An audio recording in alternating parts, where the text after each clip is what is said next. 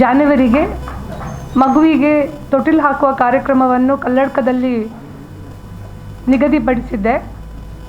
ಈಗ ಕಾರ್ಯಕ್ರಮದಲ್ಲಿ ಸ್ವಲ್ಪ ಚೇಂಜಸ್ ಇದೆ, ಅದಕ್ಕಾಗಿ ನಾನು ಈ ಪ್ರೆಸ್ ಮೀಟನ್ನು ಮಾಡ್ತಾ ಇದ್ದೇನೆ.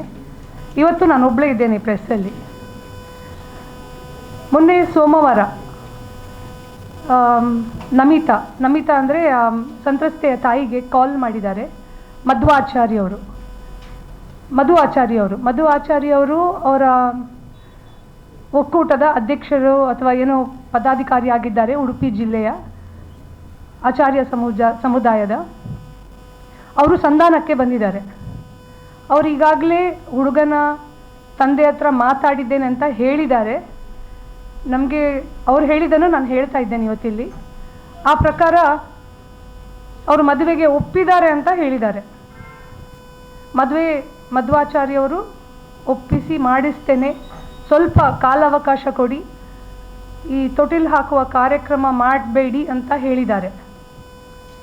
ಇದೇ ರೀತಿ ಮೊದಲು ಸಹ ಬೇರೆಯವರು ಬಂದು ನಮಗೆ ಹೇಳಿ ನಮ್ಮನ್ನು 6 ತಿಂಗಳು ಏನು ಮಾತಾಡೋದಾಗೆ ಮಾಡಿದರು. ಬಟ್ ಈ ಸಲ ಇದಕ್ಕೆ ಅವಕಾಶ ಇಲ್ಲ.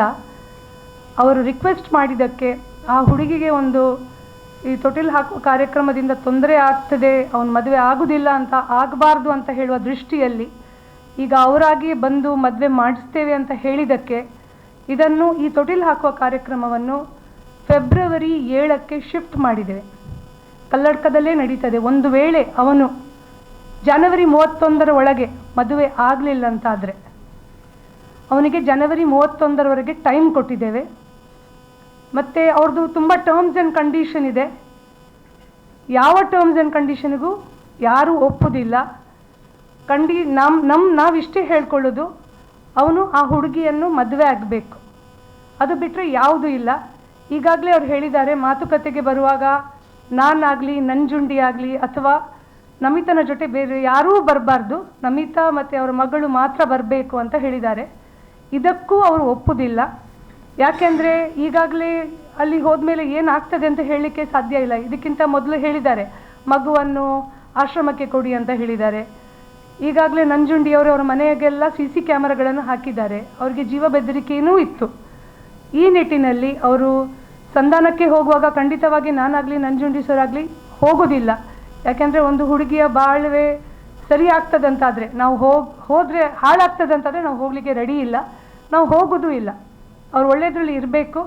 ಪೊಲೀಸ್ ಸ್ಟೇಷನ್ ಇದೆ, ಪುತ್ತೂರು ಪೊಲೀಸ್ ಸ್ಟೇಷನಲ್ಲಿ ಆಲ್ರೆಡಿ ಪ್ರಕರಣ ದಾಖಲಾಗಿದೆ.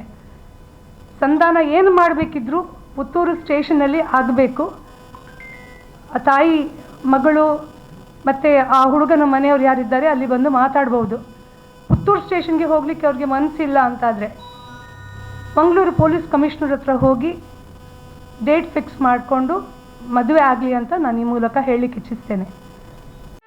ಸುದ್ದಿ ಚಾನಲ್, ಕ್ಷಣ ಕ್ಷಣದ ಸುದ್ದಿಗಾಗಿ. ಅತ್ತೆ, ಇದು ನನ್ನ ಬರ್ಡೇ ಗಿಫ್ಟ್. ಇದೆಲ್ಲ ಜೀವನದಲ್ಲಿ ನನಗೋಸ್ಕರ ತಗೊಂಡ್ಬಂದಿದ್ದಾರೆ. ನಿನ್ ಮೇಲೆ ತುಂಬಾ ಚೆನ್ನಾಗಿ ಕಾಣುತ್ತೆ. ಇದು ತುಂಬಾ ಚೆನ್ನಾಗಿದೆ ಅಲ್ವಾ? ತುಂಬಾ ಚೆನ್ನಾಗಿದೆ.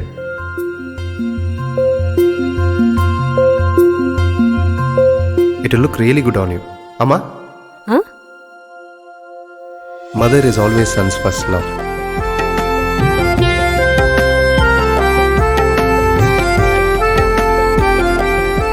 ಪ್ರತಿ ಪೀಳಿಗೆಯ ಪ್ರೀತಿಯ ಮಳಿಗೆ GL ಆಚಾರ್ಯ ಜ್ಯುವೆಲರ್ಸ್.